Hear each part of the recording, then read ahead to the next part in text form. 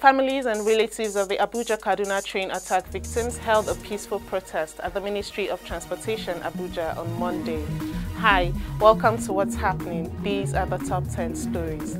At number 1, the families and relatives of the Abuja-Kaduna train attack victims held a peaceful protest at the Ministry of Transportation, Abuja, on Monday. They protested against the continued stay of their loved ones in the terrorist captivity. This came after the terrorists released a video where the male victims were being mercilessly flogged. Families flocked to the ministry's headquarters in the early hours of Monday. They vowed not to leave until they got a positive response from the government. They lamented about the slow negotiation process and the humongous amounts requested as ransom.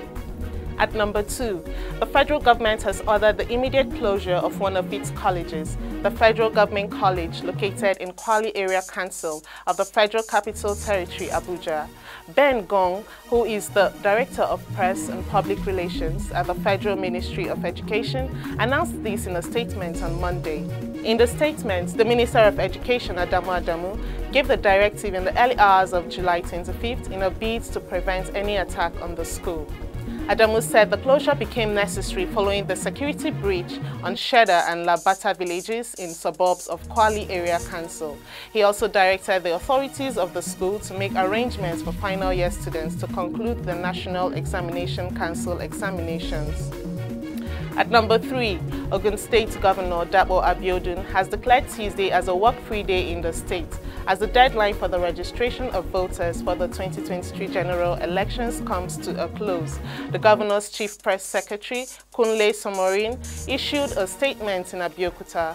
Abiodun urged all eligible adults to seize the opportunity of the holiday to go home to their various wards and constituencies to search for their registered voters' cards, fill the claims and objection forms and transfer the PVCs where necessary. At number 4, 25-year-old Nigerian athlete Tobi Amusan has become the first Nigerian and African athlete to win a World Athletics Championship gold as she blazed to victory in the women's 100 meters hurdles in Eugene, Oregon. Amusan, who had smashed the world record in the semi-final where she clocked 12.12 seconds, followed by Brittany Anderson of Jamaica, who won silver in 12.23 seconds, while Olympic champion Jasmine Camacho Quinn of Puerto Rico got in a bronze in 12.23 seconds. Meanwhile, President Muhammadu Buhari has congratulated Tobi Amusan for the win. Also, Usain Bolt applauded the star athlete amongst others. At number 5, the Amalgamated Commercial Tricycle and Motorcycle Owners, Repairs and Riders Association of Nigeria condemned the federal government's move to ban motorcycles nationwide. The association said the ban will make about 40 million Nigerians unemployed. National President of Akomaran, Samsudeen Adebayo Apelogun, said the ban would be counterproductive and increase criminality instead of curbing it. Apelogun, who spoke at the briefing in Abuja on Monday, noted that it would support the government in bringing culprits to book. Recall that the federal government, after its Security Council meeting on July 21, 2022, gave an indication that it might be compelled to ban the use of motorcycles and mining activities. At number 6, security personnel in Abuja have arrested an ad hoc staff of a COVID-19 vaccination center for issuing fake vaccination cards to some international travelers. The head of public relations at the National Primary Healthcare Development Agency, Mal Mohammed Ohitoto, disclosed this in a statement on Monday. The suspect, Dauda Abu Huraira, was before his arrest a recorder at the COVID-19 vaccination site in Wuse General Hospital, Abuja. Abu Huraira was caught charging fees from clients and issuing them fake cards without going through the vaccination process.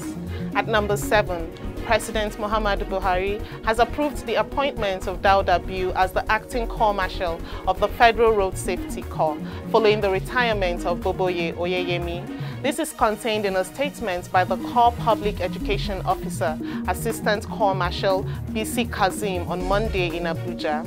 Oyeyemi's Bill's appointment took effect from July 24th and wished him a successful tenure as he assumed office. Before his appointment, Bill was the Deputy Corps Marshal, Finance and Accounts at the FRSC headquarters. At number 8, gunmen have killed a police officer named Teminu Boluwaji during a midnight attack on a police division in Okuta, Elerinla, Akure, Ondo State. The command spokesperson, Fumilayo Odunlami, said the attack occurred on Monday at 1 a.m. She also said the Commissioner of Police, Oyeyemi Oyediran, has ordered the State Criminal Investigation Department to take over the case and ensure the perpetrators were arrested. There was no indication that the attackers suffered any casualties. At number 9, at least 20 illegal corner shops were demolished by the Federal Capital Territory Administration on Monday along Tunde Idiagbon Way, Utako, Abuja. The Senior Special Assistant to the Minister on Monitoring, Inspection and Enforcement, Comrade Ikaro Atta, said the Minister of FCT, Malam Mohammed Musa Bello, is not happy about the contraventions in Utako and therefore gave marching orders for the removal. Meanwhile, the Director, Department of Development Control, TLP Mukhtar Galadima, while speaking on compensation, has said there is no compensation. Finally, at number 10, the European Union has approved a smallpox vaccine for use against monkeypox. The Commission, in line with a recommendation by the European Medicines Agency, has extended the market authorization for the vaccine, known as Imvanex, to treat monkeypox in addition to smallpox. The measures by the EU follow the monkeypox virus being declared as a public health emergency of international concern by the World Health Organization. That's all for today. Please do well to get your permanent voters card as the 2023 general elections is almost here. See you next time on What's Happening.